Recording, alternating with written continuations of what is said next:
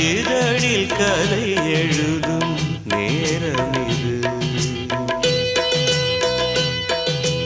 இதழில் கதை எழுதும் நேரம் இது. இன்பங்கள் அழைக்குது. மனதில் சுகம் மலரும் மாலை இது. மான்விழி மயங்குது. மனதில் சுகம் மலரும் மாலை இது.